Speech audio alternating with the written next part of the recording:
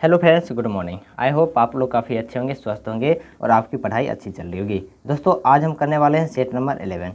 आपको पता है कि हम प्रैक्टिस सेट करवा रहे हैं रुक्मिणी पब्लिकेशन का, जिसमें हम कल सेट 10 तक कवर कर चुके हैं। आज हमारा होगा सेट नंबर 11। आज जो है 2 सेट अपलोड होगा, तो आप लोग चैनल को सब्सक्राइब करके बेल आइकन को ऑल पे सेलेक्ट कीजिए, ताकि जितने भी वीडियो अपलोड हो उसका नोटिफिकेशन आपको मिल जाए। चलिए शुरुआत करेंगे हम जीके जीएस से।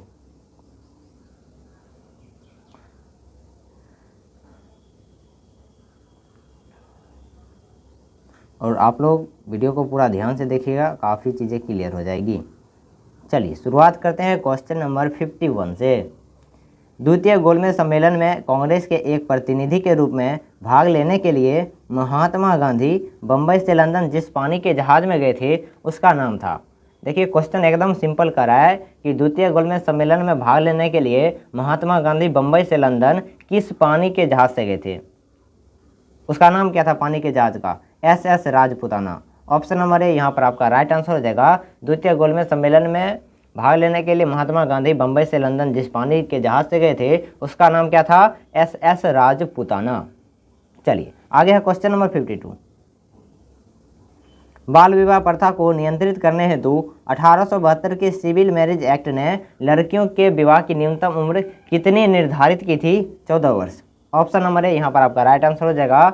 बाल विवाह प्रथा को नियंत्रित करने हेतु 1872 में एक एक्ट आया था, सिविल मैरिज एक्ट। इस एक्ट के तहत लड़कियों के विवाह की न्यूनतम उम्र 14 वर्ष निर्धारित की गई थी। हालांकि ये जो एक्ट आया था ये ज़्यादा प्रभावी नहीं हो पाया, फिर भी इस एक्ट के तहत लड़कियों के विवाह की उम्र 14 वर्ष निर्धारित की गई थी। चलिए आगे है क्वेश्चन नंबर 53। 1946 के नौसैनिक विद्रोह के बहादुरों को आत्मसमर्पण के लिए किसने तैयार किया था?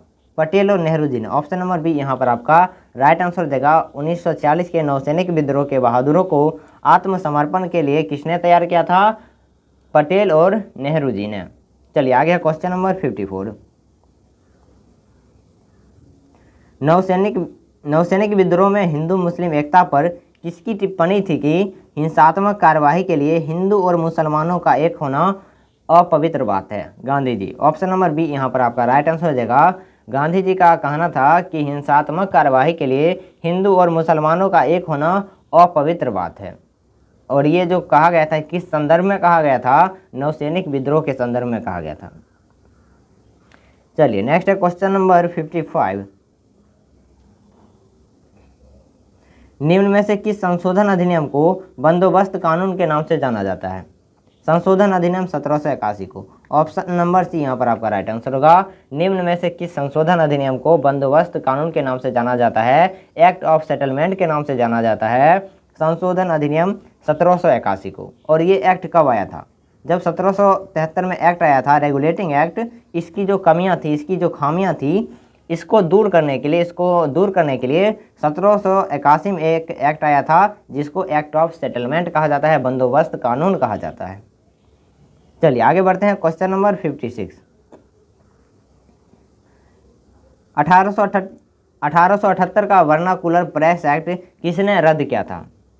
1878 का वर्नाक्यूलर प्रेस एक्ट किसने रद्द किया था? लॉर्ड रिपन ने। ऑप्शन नंबर ए यहाँ पर आपका राइट आंसर हो जाएगा। 1878 का वर्नाकुलर प्रेस एक्ट किसने रद्द किया था? लॉर्ड रिपन ने। चलिए नेक्स्ट है क्वेश्चन नंबर 57। सर्वोदय शब्द का प्रयोग सर्वप्रथम किसने किया था? सबसे पहले सर्वोदय शब्द का प्रयोग किसने किया था? महात्मा गांधी ने। ऑप्शन नंबर ए यहाँ पर आपका राइट आंसर हो जाएगा। सर्वप्रथम सर्वोदय शब्द का प्रयोग किसने किया था? महात्मा गांधी ने। नेक्स्ट है क्वेश्चन नंबर 58। निम्न में से कौन गुडेम रंपा विद्रोह से संबंधित थे? रंपा विद्रोह से कौन संबंधित थे? इसका आपको राइट आंसर जाएगा अल्लूरी सीताराम राजू। अल्लूरी सीताराम राजू जो है रंपा विद्रोह से संबंधित थे और ये गुरिल्ला युद्ध करते थे। ठीक है, गुरिल्ला युद्ध आप लोग को पता होगा कि किस प्रकार से होता है। चलिए नेक्स्ट है क्वेश्चन नंबर 59। काफ़ी महत्वपूर्ण क्वेश्चन है, पॉलिटी का है। निम्नलिखित में से कौन सी भारतीय संविधान की एक विशेषता है? दोहरी नागरिकता। बिल्कुल यहाँ पर गलत है, क्योंकि भारत में जो है एकल नागरिकता का प्रावधान है। कठोर संविधान, ये भी आपका गलत है, क्योंकि भारत का जो संविधान है ना ही कठोर है और ना ही लचीला है। भारत का संविधान कठोर और लचीला संविधान का मिश्रण है। उसके बाद है सबसे लंबा लिखित संविधान। ये जो है भारतीय संविधान की सबसे बड़ी विशेषता है कि भारतीय संविधान जो है सबसे लंबा और लिखित संविधान है। ऑप्शन नंबर सी यहाँ पर आपका राइट आंसर हो जाएगा। निम्नलिखित में से कौन सी भारतीय संविधान की एक विशेषता है सबसे लंबा लिखित संविधान। चलिए नेक्स्ट है क्वेश्चन नंबर 60।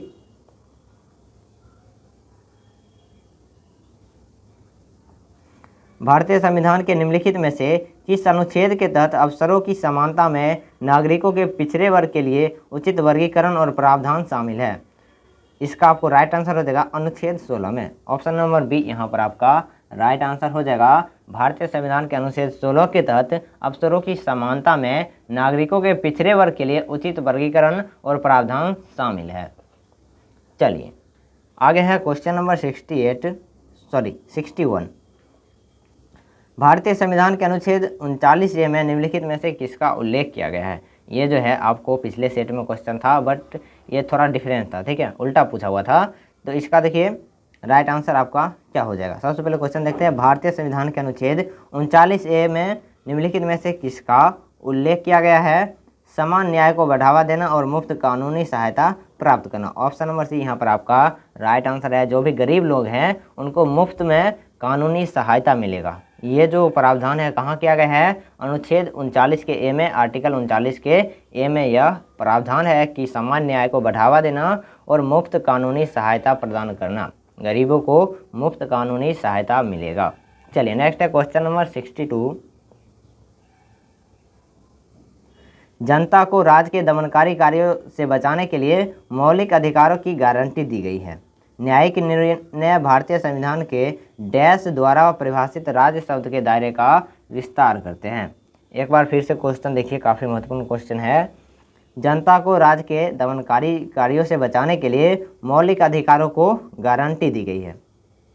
आगे है न्यायिक निर्णय भारतीय संविधान के डैश द्वारा परिभाषित राज्य है। इसका आपको राइट आंसर हो जाएगा अनुच्छेद 12। अनुच्छेद 12 ऑप्शन नंबर सी यहाँ पर आपका राइट आंसर हो जाएगा। चलिए नेक्स्ट है क्वेश्चन नंबर 63। देखिए क्वेश्चन नंबर 63 क्या करा है और ये काफ़ी महत्वपूर्ण क्वेश्चन है। करा भारतीय संविधान का कौन सा अनुच्छेद स्मारकों अथवा कलात्मक या ऐतिहासिक महत्व के स्थान की रक्षा करता है। अनुच्छेद 49। ऑप्शन नंबर सी यहाँ पर आपका राइट आंसर हो जाएगा। अनुच्छेद 49 में यह प्रावधान है कि जितने भी ऐतिहासिक इमारत हैं, कलात्मक इमारत हैं, उसकी रक्षा की जाए। चलिए नेक्स्ट है क्वेश्चन नंबर 64। निम्नलिखित में से कौन सी झील भारत की सबसे लंबी झील है। निम्नलिखित में से कौन सी झील भारत की सबसे लंबी झील है। इसका आपको राइट आंसर देगा वेम्बनाड झील। ऑप्शन नंबर ए बिल्कुल राइट आंसर है। भारत की सबसे लंबी झील कौन सी है, वेम्बनाड झील। ऑप्शन नंबर ए यहाँ पर आपका राइट आंसर है।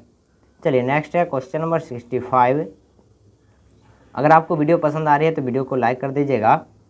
चलिए निम्नलिखित में से वर्षा जल संग्रहण का सबसे उपयुक्त उपयोग कौन सा है। यहाँ पर क्वेश्चन कर रहा है कि वर्षा जल संग्रह का सबसे उपयुक्त उपयोग कौन सा है। इसका आपको राइट आंसर हो जाएगा सिंचाई। ऑप्शन नंबर सी यहाँ पर राइट आंसर देगा। क्वेश्चन का पूछने का मतलब है वर्षा जल संग्रह जो एक विधि है, इसके द्वारा जो जल संग्रह किया जाता है, इसका सबसे उपयुक्त उपयोग कौन सा है, तो सिंचाई में है। चलिए नेक्स्ट है क्वेश्चन नंबर 66। निम्नलिखित में से कौन सा राज्य उर्वरकों का एक प्रमुख उत्पादक नहीं है। इसका आपको राइट आंसर हो जाएगा Himachal Pradesh. Option number C यहाँ पर आपका राइट आंसर हो जाएगा। हिमाचल प्रदेश जो राज्य है उर्वरकों का एक प्रमुख उत्पादक राज्य नहीं है। नेक्स्ट है क्वेश्चन नंबर 67। निम्नलिखित में से कौन सी नदी भ्रंश घाटी से होकर बहती है। तापी नदी। ऑप्शन नंबर बी यहाँ पर आपका राइट आंसर हो जाएगा। तापी नदी भ्रंश घाटी से होकर बहती है, गुजरती है। चलिए नेक्स्ट है क्वेश्चन नंबर 68।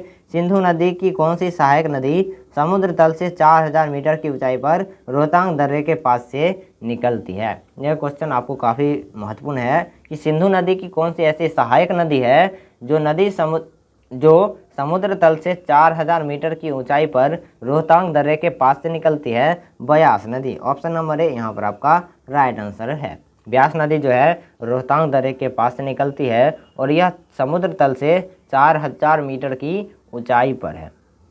चलिए नेक्स्ट है क्वेश्चन नंबर 69। बाढ़ सुपर थर्मल पावर स्टेशन किस राज्य में स्थित है? देखिए क्वेश्चन क्या कर रहा है, बाढ़ सुपर थर्मल पावर स्टेशन किस राज्य में है? बिहार में है। ऑप्शन नंबर ए यहाँ पर आपका राइट आंसर हो जाएगा। बाढ़ सुपर थर्मल पावर स्टेशन जो है किस राज्य में है? बिहार में है। चलिए नेक्स्ट है क्वेश्चन नंबर 70। बिहार कब भारत का एक अलग प्रदेश बना? बिहार जो है भारत का कब एक अलग प्रदेश बना? तो इसका आपको राइट आंसर देगा 1912 में। Option number C right answer देगा। बिहार जो है कब भारत का एक अलग प्रदेश बना? 22 मार्च 1912 को। चलिए नेक्स्ट है क्वेश्चन नंबर 71। बिहार से संबंधित क्वेश्चन आ रहा है, काफ़ी महत्वपूर्ण है, आप लोग को ध्यान में रखना है। बिहार के किस नगर में 1922 का भारतीय राष्ट्रीय कांग्रेस का वार्षिक अधिवेशन हुआ था? काफ़ी महत्वपूर्ण क्वेश्चन है कि बिहार के किस नगर में भारतीय राष्ट्रीय कांग्रेस का वार्षिक अधिवेशन हुआ था? गया में। ऑप्शन नंबर बी यहाँ पर आपका राइट आंसर हो जाएगा। बिहार के गया नगर में 1922 का भारतीय राष्ट्रीय कांग्रेस का वार्षिक अधिवेशन हुआ था। चलिए नेक्स्ट है क्वेश्चन नंबर 72। बिहार में जल जीवन हरियाली अभियान की शुरुआत कब की गई थी? ये क्वेश्चन काफ़ी महत्वपूर्ण है, आप लोग को इसको ध्यान में रखना है। जल जीवन हरियाली अभियान की शुरुआत बिहार में कब हुई थी? 26 अक्टूबर 2019 को। ऑप्शन नंबर बी यहाँ पर आपका राइट आंसर हो जाएगा। 26 अक्टूबर 2019 को बिहार में जल जीवन हरियाली योजना की शुरुआत की गई थी। चलिए नेक्स्ट है क्वेश्चन नंबर 73। बिहार का प्रथम गैर कांग्रेस मुख्यमंत्री कौन था? बिहार का प्रथम गैर कांग्रेस मुख्यमंत्री कौन था? तो Mahamaya Prasad Sinha. Option number B यहाँ पर आपका राइट आंसर हो जाएगा। बिहार के प्रथम गैर कांग्रेस मुख्यमंत्री कौन थे? महामाया प्रसाद सिन्हा। चलिए नेक्स्ट है क्वेश्चन नंबर 74। हाल ही में सागर कवच अभ्यास कहाँ आयोजित किया गया? हाल ही में सागर कवच अभ्यास जो है कहाँ आयोजित किया गया है? तो इसका आपको राइट आंसर हो जाएगा उपर्युक्त में से एक से अधिक, क्योंकि ये जो सागर कवच अभ्यास है कहाँ कहाँ आयोजित हुआ है? आंध्र प्रदेश, तमिलनाडु और केंद्र शासित प्रदेश जो लक्षद्वीप है, यहाँ आंध्र प्रदेश, तमिलनाडु और लक्षद्वीप में, इनमें से एक से अधिक आपका राइट आंसर हो जाएगा, क्योंकि सागर कवच अभ्यास जो है लक्षद्वीप, आंध्र प्रदेश और तमिलनाडु तीनों जगह आयोजित किया गया है। चलिए नेक्स्ट है क्वेश्चन नंबर 75। देश के नए लोकपाल के रूप में नियुक्त किया गया है। देश के नए लोकपाल के रूप में किसे नियुक्त किया गया है? तो इसका आपको राइट आंसर देगा AM Khanwilkar. Option number C यहाँ पर आपका राइट आंसर हो जाएगा। देश के नए लोकपाल के रूप में किसे नियुक्त किया गया है? AM Khanwilkar. Option number C यहाँ पर आपका राइट आंसर हो जाएगा। नेक्स्ट है क्वेश्चन नंबर 76। हाल ही में राष्ट्रीय सार्वजनिक स्वास्थ्य भारत सम्मेलन 2024 का आयोजन कहाँ किया गया है? इसका आपको राइट आंसर देगा दिल्ली में। ऑप्शन नंबर सी यहाँ पर आपका राइट आंसर हो जाएगा। हाल ही में राष्ट्रीय सार्वजनिक स्वास्थ्य भारत सम्मेलन 2024 का आयोजन नई दिल्ली में किया गया है। चलिए नेक्स्ट है क्वेश्चन नंबर 77। 30 अप्रैल 2024 को किसे नौसेना का अगला प्रमुख नियुक्त किया गया है? 30 अप्रैल 2024 को किसे नौसेना का अगला प्रमुख नियुक्त किया गया है? Admiral Dinesh Kumar Tripathi. Option number B यहाँ पर आपका राइट आंसर हो जाएगा। ए दिनेश कुमार त्रिपाठी को 30 अप्रैल 2024 को नौसेना का अगला प्रमुख नियुक्त किया गया है। नेक्स्ट है क्वेश्चन नंबर 78। हाल ही में भारत में सबसे ज़्यादा टेस्ट विकेट लेने वाले अनिल कुंबले के रिकॉर्ड को तोड़कर एक नया रिकॉर्ड किसने बनाया है? क्वेश्चन ध्यान से देखिए। हाल ही में भारत में सबसे ज़्यादा टेस्ट विकेट लेने वाले अनिल कुंबले के रिकॉर्ड को तोड़कर एक नया रिकॉर्ड किसने बनाया है? तो इसका आपको राइट आंसर देगा अश्विन ने। कहाँ है ये? और इनमें से कोई नहीं होगा, ठीक है, उपर्युक्त में से कोई नहीं, क्योंकि ये जो रिकॉर्ड बनाया है किसने बनाया है? रविचंद्र अश्विन ने। ऑप्शन नंबर ई यहाँ पर आपका राइट आंसर देगा उपर्युक्त में से कोई नहीं, क्योंकि ये जो रिकॉर्ड बनाया है किसने बनाया है? रविचंद्र अश्विन ने। चलिए नेक्स्ट है क्वेश्चन नंबर 79, ओजोन परत के लिए खतरा बने यौगिक है। ओजोन परत के लिए खतरा बने यौगिक निम्नलिखित में से कौन कौन से है, इसको आपको चूज करना है। देखिए कौन कौन सा है। नाइट्रस ऑक्साइड, उसके बाद हो जाएगा ब्रोमीन, और उसके बाद हो जाएगा हेलोकार्बन या हेलोनेस, और हो जाएगा 3। तो इनमें से कौन कौन सा आपको राइट आंसर हो जाएगा, उपर्युक्त में से एक से अधिक, क्योंकि ओजोन परत के लिए खतरा यौगिक कौन कौन सा है, नाइट्रस ऑक्साइड है, ब्रोमीन है और हेलोकार्बन है। उपर्युक्त में से एक से अधिक आपका राइट आंसर हो जाएगा। आई होप आपको ये क्वेश्चन क्लियर हो गया होगा। चलिए आगे बढ़ेंगे। क्वेश्चन नंबर 80, सामान्यतः पौधे क्या करते हैं। सामान्यतः पौधे जो हैं क्या करते हैं, तो जल संरक्षण करते हैं, प्रदूषण नियंत्रण करते हैं, मृदा अपरदन को रोकते हैं। इसका आपको राइट आंसर देगा उपर्युक्त में से एक से अधिक। सामान्यतः पौधे क्या करते हैं, जल संरक्षण करते हैं, प्रदूषण को नियंत्रित करते हैं, मृदा अपरदन को रोकते हैं। मृदा अपरदन मतलब मिट्टी के कटाव को रोकते हैं। तो इसका आपको राइट आंसर देगा उपर्युक्त में से एक से अधिक।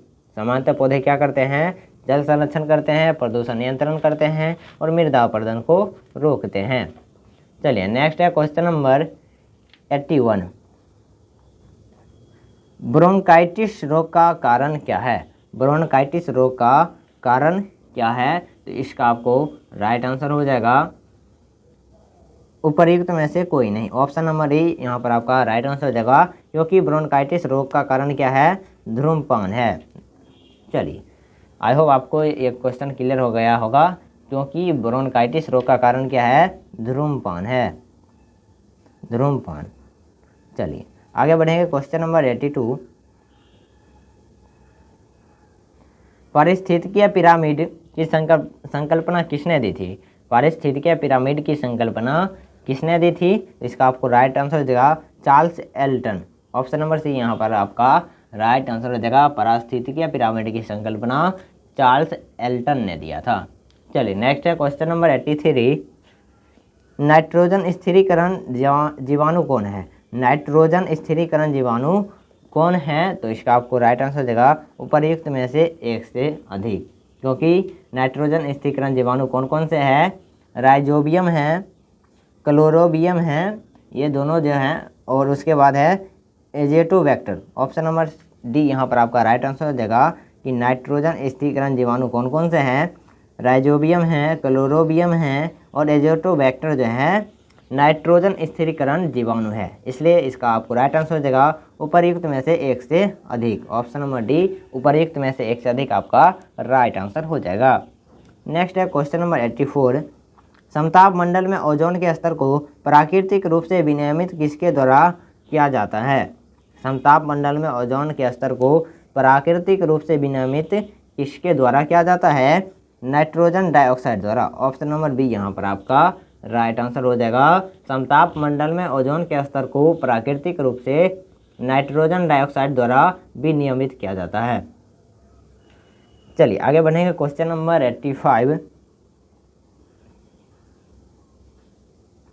सभी जीव जंतु के लगभग 98% द्रव्यमान में कौन से तत्व होते हैं। सभी जीव जंतु के लगभग 98% द्रव्यमान में कौन से तत्व होते हैं, तो इसका आपको राइट आंसर देगा 6 तत्व होते हैं। ऑप्शन नंबर सी यहाँ पर आपका राइट आंसर हो जाएगा, 6 तत्व होते हैं। और ये 6 तत्व कौन कौन सा होता है, तो ऑक्सीजन होता है, कार्बन होता है, हाइड्रोजन होता है, नाइट्रोजन होता है, कैल्शियम होता है और ये फॉस्फेरस होता है। तो ऑप्शन नंबर सी यहाँ पर आपका राइट आंसर हो जाएगा, सभी जीव जंतु का लगभग 98% द्रव्यमान में 6 तत्व होता है। और ये 6 तत्व कौन कौन सा होता है, ऑक्सीजन होता है जो कि 65% होता है, सबसे अधिक होता है। उसके बाद कार्बन होता है 18.5%। उसके बाद हाइड्रोजन, नाइट्रोजन, कैल्शियम और फॉस्फेरस होता है। और एक पॉइंट और आपको ध्यान में रखना है कि मानव शरीर में लगभग 60 से 65% जल होता है। मानव शरीर में लगभग 60 से 65% जल होता है। और मानव शरीर में ब्लड की मात्रा जो है कुल वजन का 7% होता है। मानव शरीर में ब्लड की मात्रा कितना होता है, जितना उस व्यक्ति का वजन है उसका 7% क्या होगा, उसका रक्त होगा, ब्लड होगा, खून होगा। चलिए नेक्स्ट है क्वेश्चन नंबर 86। यदि हम लोलक को किसी द्रव से भरे बर्तन में लटका दे तो क्या होगा। यदि हम लोलक को किसी द्रव से भरे बर्तन में लटका दे तो क्या होगा। लोलक शीघ्र ही रुक जाएगा। ऑप्शन नंबर बी यहाँ पर आपका राइट आंसर हो जाएगा। ये आप प्रयोग करके भी देख सकते हैं, घर पे भी देख सकते हैं। यदि हम लोलक को किसी द्रव से भरे बर्तन में लटका दे तो क्या होगा। लोलक शीघ्र ही रुक जाएगा। चलिए आगे है क्वेश्चन नंबर 87।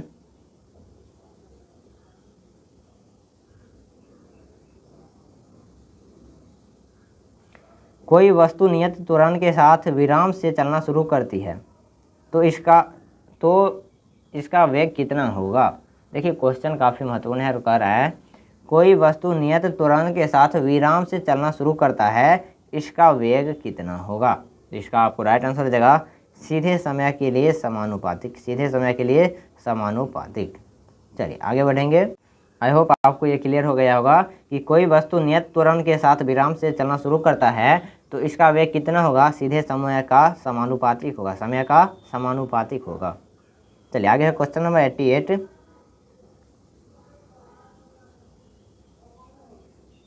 निम्न में से कौन सा प्लेनेटरी बॉडीज के लिए केपलर के नियमों में से एक नहीं है। इसका आपको राइट आंसर हो जाएगा कक्षीय अवधि ग्रह के द्रव्यमान पर निर्भर होती है। कक्षीय अवधि जो है ग्रह के द्रव्यमान पर निर्भर होती है। यह केपलर के नियमों में से एक नहीं है। यह जो है केपलर का नियम नहीं है।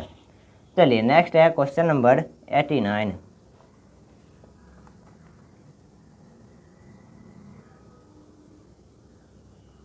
निम्नलिखित में से कौन सा कथन गलत है। निम्नलिखित में से आपको गलत कथन का चयन करना है। तो देखिए कौन सा गलत कथन जो है गलत है।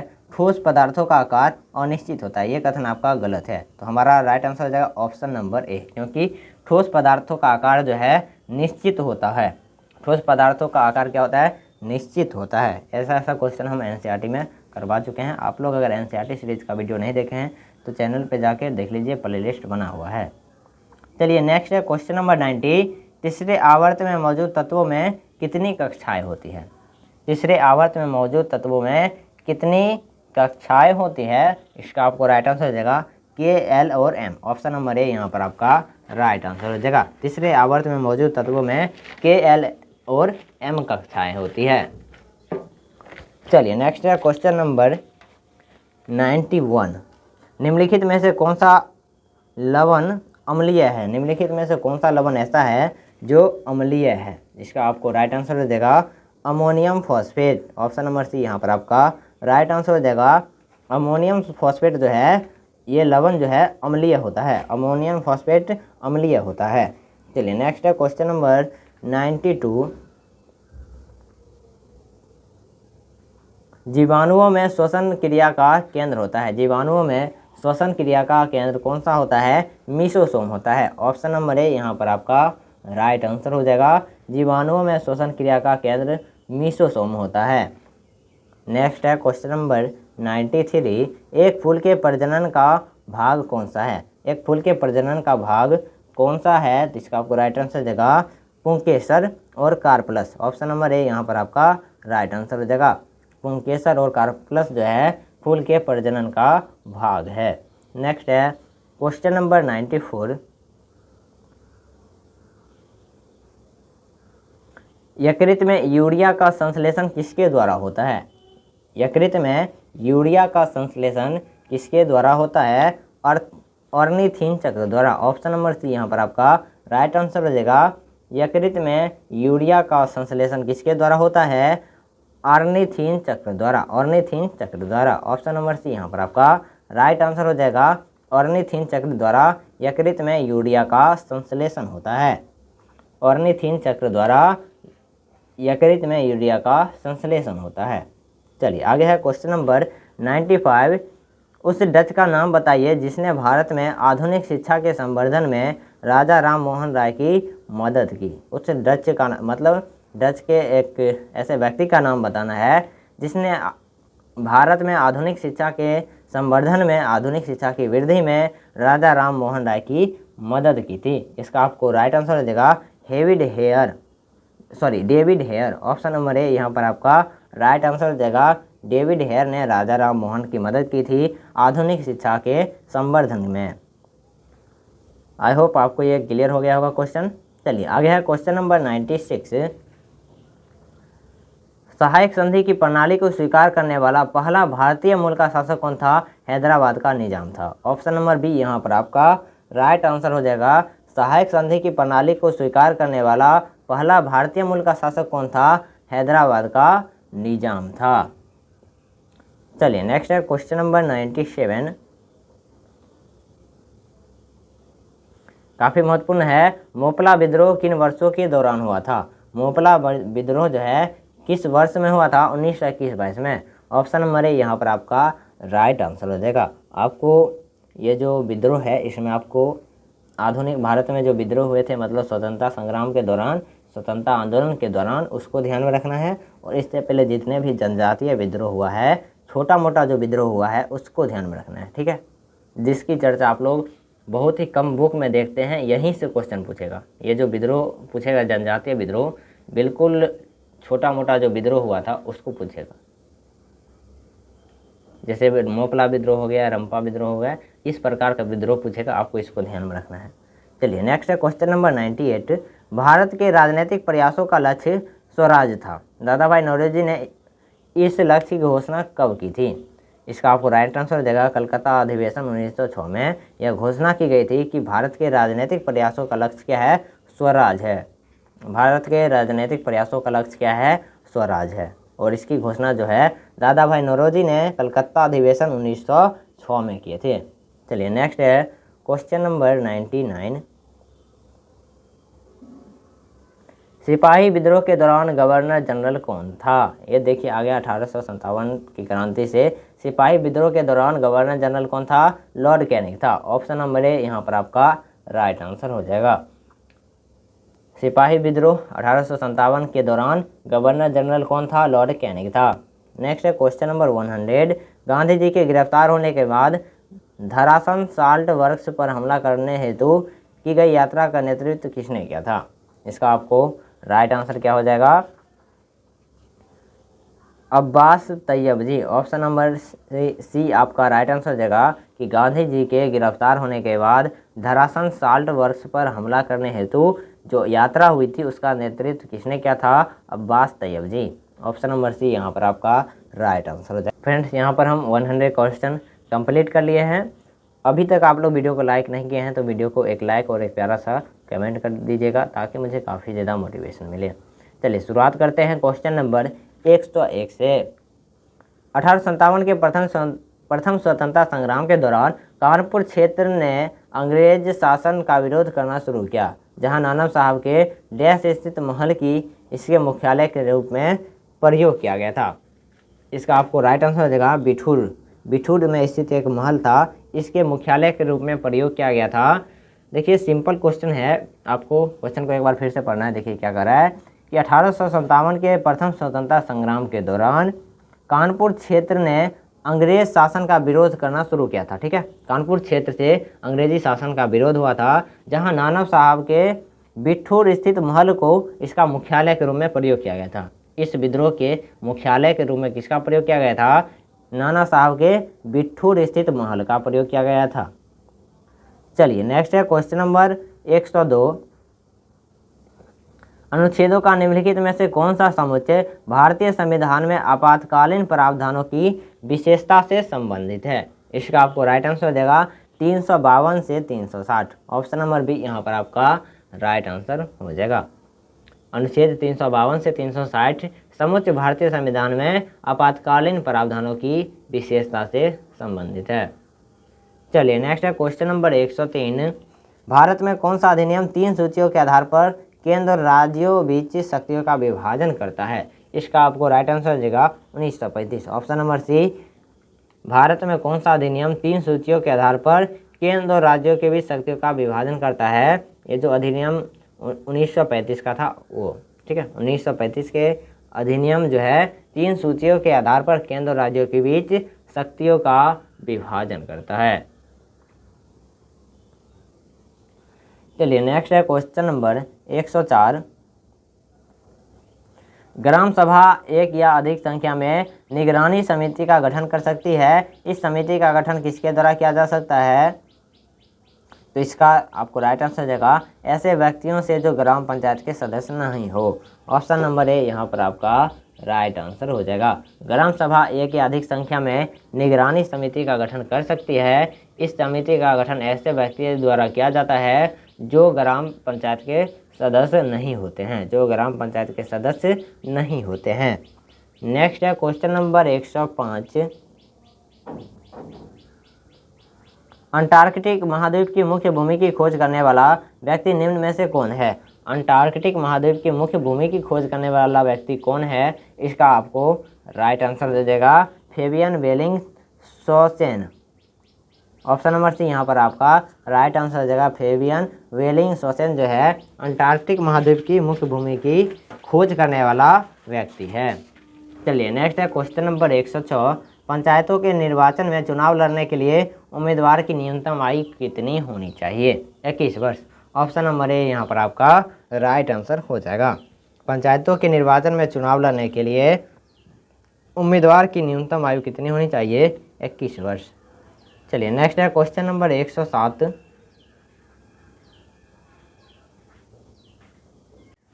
चलिए नेक्स्ट है क्वेश्चन नंबर 107। निर्वाह कृषि से क्या तात्पर्य है? निर्वाह कृषि से क्या तात्पर्य है? देखिए निर्वाह कृषि मतलब जीवन निर्वाह कृषि। इसमें क्या होता है कि जो उत्पादन करने वाला होता है, कृषक होता है, खुद के लिए उत्पादन करता है कि उसका जीवन निर्वाह हो सके। तो ऑप्शन नंबर सी यहाँ पर आपका राइट आंसर हो जाएगा। कृषक मुख्य रूप से स्वयं के लिए उत्पादन करते हैं। कृषक जो है मुख्यतः स्वयं के लिए उत्पादन करते हैं, उतना ही उत्पादन करता है जिससे उसका जीवन निर्वाह हो सके। चलिए नेक्स्ट है क्वेश्चन नंबर 108। 2011 में भारत की जनसंख्या का कितना प्रतिशत मुस्लिम धर्म से संबंधित था? इसका आपको राइट आंसर हो जाएगा 14.2%। 14.2% जो जनसंख्या था 2011 की जनगणना के अनुसार भारत में मुस्लिम धर्म से संबंधित थे। जितने भी लोग थे मतलब भारत के कुल जनसंख्या का 14.2% मुस्लिम धर्म से संबंधित था। चलिए नेक्स्ट है क्वेश्चन नंबर 109। निम्नलिखित में से कौन सा सार्वजनिक क्षेत्र का एक उद्योग है? निम्नलिखित में से कौन सा एक सार्वजनिक क्षेत्र का उद्योग है? तो इसका आपको राइट आंसर हो जाएगा भेल। ऑप्शन नंबर बी यहाँ पर आपका राइट आंसर हो जाएगा। भेल जो है सार्वजनिक क्षेत्र का एक उद्योग है। चलिए नेक्स्ट है क्वेश्चन नंबर 110। सबसे बड़ा प्राकृतिक गर्म पानी का झरना फ्राइंगपैन लेक किस देश में स्थित है? फ्राइंगपैन लेक जो है किस देश में स्थित है? न्यूजीलैंड में। ऑप्शन नंबर बी यहाँ पर आपका राइट आंसर हो जाएगा। सबसे बड़ा प्राकृतिक गर्म पानी का झरना जो है न्यूजीलैंड में स्थित है और इस झरने को फ्राइंगपैन लेक कहा जाता है। चलिए नेक्स्ट है क्वेश्चन नंबर 111। निम्नलिखित में से कौन सा विकल्प विषुव को सर्वोत्तम ढंग से परिभाषित करता है? निम्नलिखित में से कौन सा विकल्प विषुव को सर्वोत्तम ढंग से परिभाषित करता है? इसका आपको राइट आंसर हो जाएगा ऑप्शन नंबर ए। कोई भी ध्रुव सूर्य की ओर झुका नहीं होता है। कोई भी ध्रुव जो है सूर्य की ओर झुका नहीं होता है। यह जो है विषुव को सर्वोत्तम ढंग से परिभाषित करता है। नेक्स्ट है क्वेश्चन नंबर 112।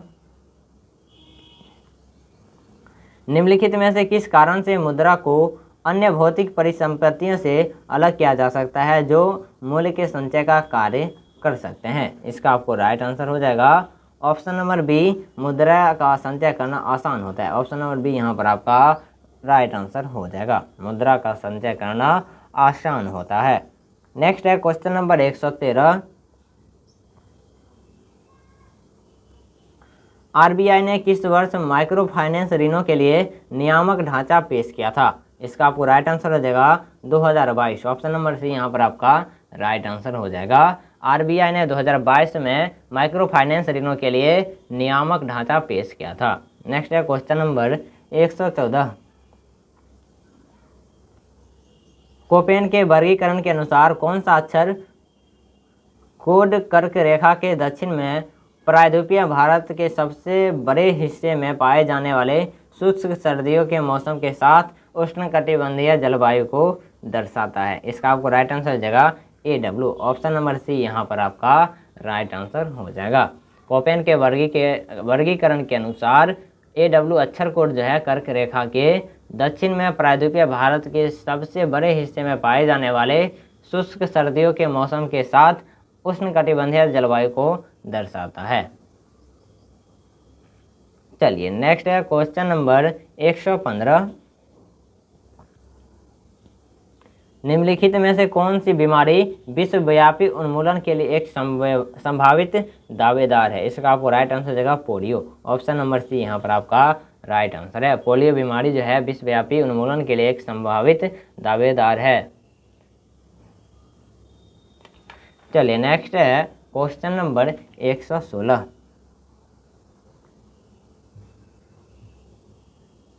निम्नलिखित में से सत्य कथन की पहचान कीजिए। निम्नलिखित में से सत्य कथन की पहचान करना है आपको। तो इसका देखिए कौन सा कथन जो है सत्य है। वस्तु एवं सेवा कर एक प्रत्यक्ष कर है। वस्तु एवं सेवा कर जो है एक प्रत्यक्ष कर है। ये जो कथन आपका गलत है, ये अप्रत्यक्ष कर है। वसूली की गई फीस और जुर्माना का एक गैर कर प्राप्ति है। एक गैर कर प्राप्ति है, ये बिल्कुल आपका सही कथन है कि वसूली की गई फीस और जुर्माना एक गैर कर प्राप्ति है। ऑप्शन नंबर बी यहाँ पर जो है आपका राइट आंसर है। वसूली की गई फीस और जुर्माना एक गैर कर प्राप्ति है। यह कथन आपका सही है। ऑप्शन नंबर बी यहाँ पर आपका राइट आंसर होता है। चलिए नेक्स्ट है क्वेश्चन नंबर 117। करंट अफेयर्स शुरू हो गया है। हाल ही में शिक्षा मंत्रालय ने दूर दराज के गाँवों में कौन सी पहल शुरू की है? हाल ही में शिक्षा मंत्रालय ने दूर दराज के गाँव में कौन सी पहल शुरू की है? इसका आपको राइट आंसर देगा APAAR। ऑप्शन नंबर सी यहाँ पर आपका राइट आंसर हो जाएगा। हाल ही में शिक्षा मंत्रालय ने दूर दराज के गाँव में APAAR पहल की शुरुआत की है और इस पहल का मुख्य उद्देश्य क्या है? एक राष्ट्र एक छात्र ID है। इस पहल का मुख्य उद्देश्य क्या है कि एक राष्ट्र एक छात्र ID है। चलिए आगे है क्वेश्चन नंबर 118। किसने जलवायु परिवर्तन का अध्ययन करने के लिए PACE उपग्रह लॉन्च किया है? नासा ने। ऑप्शन नंबर सी यहाँ पर आपका राइट आंसर हो जाएगा। हाल ही में नासा ने जलवायु परिवर्तन का अध्ययन करने के लिए PACE उपग्रह लॉन्च किया है। चलिए नेक्स्ट है क्वेश्चन नंबर 119। भारत की पहली बैटरी ऊर्जा भंडारण गीगा फैक्ट्री कहाँ स्थापित करने की घोषणा की गई है? इसका आपको राइट आंसर देगा जम्मू कश्मीर में। ऑप्शन नंबर बी यहाँ पर आपका राइट आंसर हो जाएगा। भारत की पहली बैटरी ऊर्जा भंडारण गीगा फैक्ट्री कहाँ स्थापित करने की घोषणा की गई है? जम्मू कश्मीर में। चलिए नेक्स्ट है क्वेश्चन नंबर 120। 18 से 19 नवंबर 2024 तक G20 का आगामी सम्मेलन का आयोजन कहाँ किया जाएगा? 18 से 19 नवंबर 2024 तक G20 का आगामी सम्मेलन जो है कहाँ आयोजित किया जाएगा? इसका आपको राइट आंसर देगा ब्राज़ील में। ऑप्शन नंबर बी यहाँ पर आपका राइट आंसर हो जाएगा।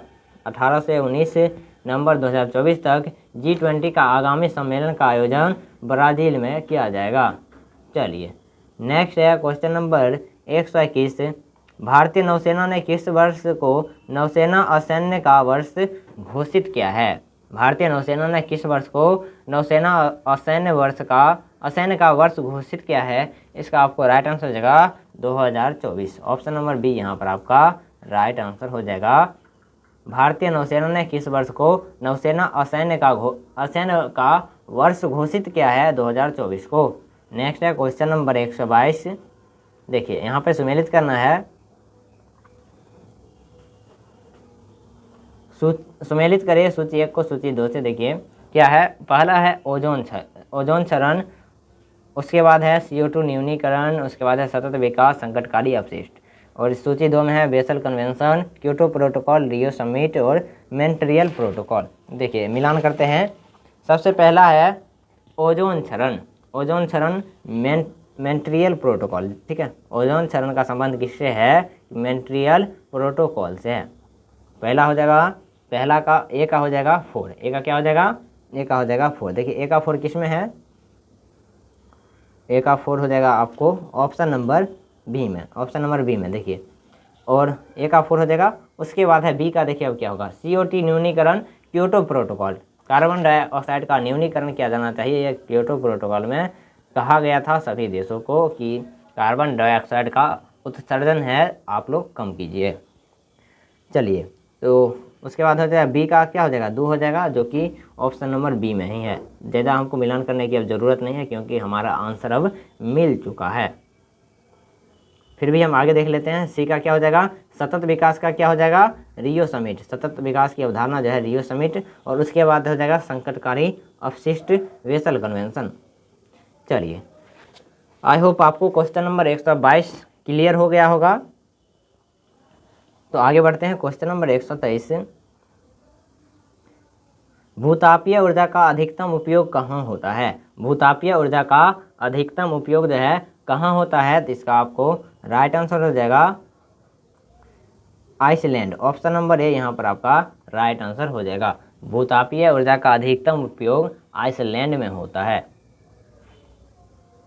चलिए नेक्स्ट है क्वेश्चन नंबर 124, अगर कचरा युक्त पानी को पिया जाए तो निम्न में से कौन सी बीमारी होगी, अगर कचरा युक्त पानी को पिया जाए तो कौन सी बीमारी होगी, इसका आपको राइट आंसर हो जाएगा टाइफाइड, ऑप्शन नंबर बी यहाँ पर आपका राइट आंसर हो जाएगा। अगर कचरा युक्त पानी को पिया जाए तो टाइफाइड बीमारी होगी। और टाइफाइड से कौन सा अंग प्रभावित होता है, तो आंत प्रभावित होता है। आप लोग को पता होगा टाइफाइड से कौन सा अंग प्रभावित होता है, आंत। चलिए नेक्स्ट है क्वेश्चन नंबर 125,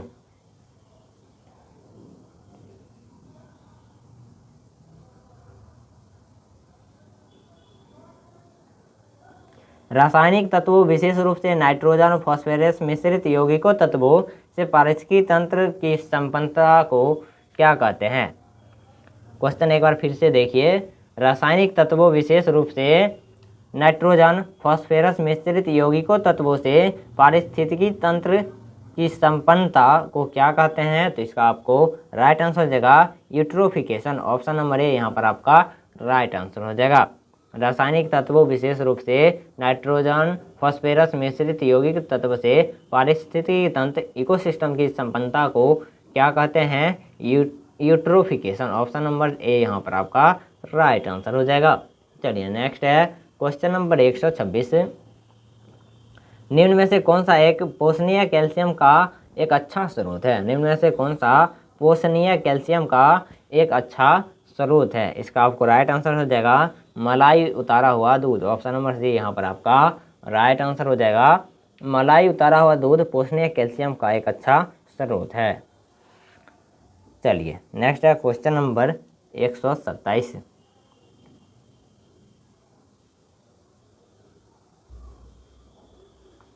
निम्न में से किसका सही सुमेल नहीं है, निम्न में से किसका सही सुमेल नहीं है, देखते हैं कौन सा है। स्वजीव जो है उत्पादक, ये आपका सही सुमेल है। परोपजीवी उपभोक्ता, परोपजीवी जो है उपभोक्ता, ये भी आपका सही सुमेल है। तृणभक्षी गौण उपभोक्ता, ये कथन आपका ये मिलान आपका गलत है। तो ऑप्शन नंबर सी यहाँ पर हमारा राइट आंसर हो जाएगा। निम्न में से किसका सही सुमेल नहीं है, तृणभक्षी गौण उपभोक्ता, ऑप्शन नंबर सी यहाँ पर आपका राइट आंसर हो जाएगा। चलिए नेक्स्ट है क्वेश्चन नंबर 128,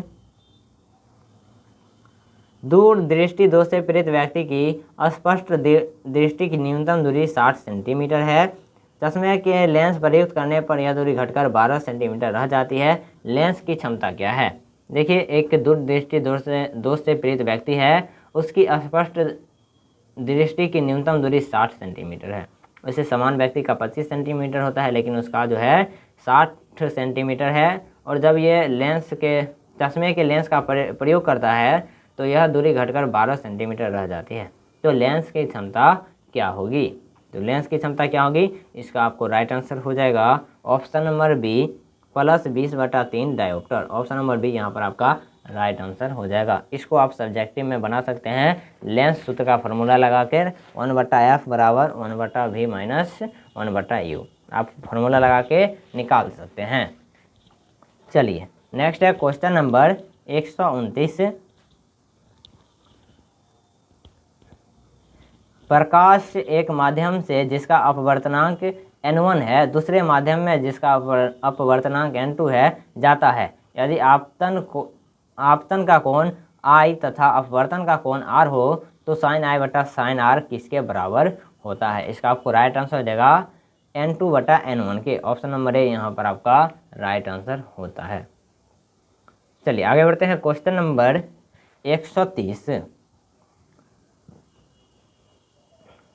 कमानी तुला नामक उपकरण का उपयोग सामान्यतः किसी वस्तु पर किसके आरोपण को मापने हेतु किया जाता है। इसका आपको राइट आंसर हो जाएगा बल। ऑप्शन नंबर सी यहाँ पर आपका राइट आंसर हो जाएगा कमानी तुला नामक उपकरण का उपयोग सामान्यतः किसी वस्तु पर आरोपित बल के मापन हेतु किया जाता है।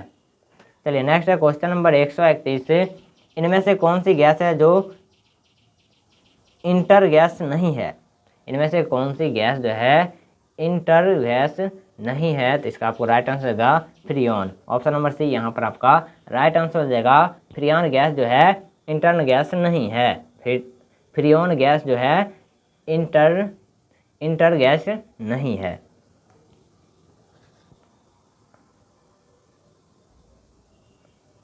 नेक्स्ट है क्वेश्चन नंबर 132।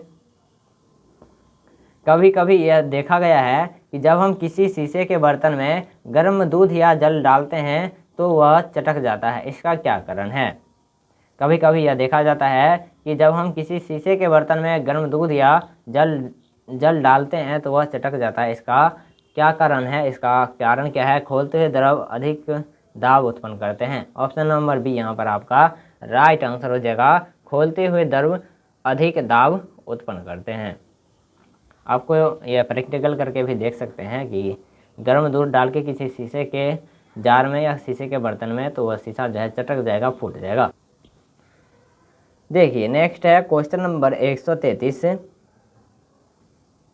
क्लोरोफॉर्म के संबंध में निम्नलिखित में से कौन सा कथन जो है सही है।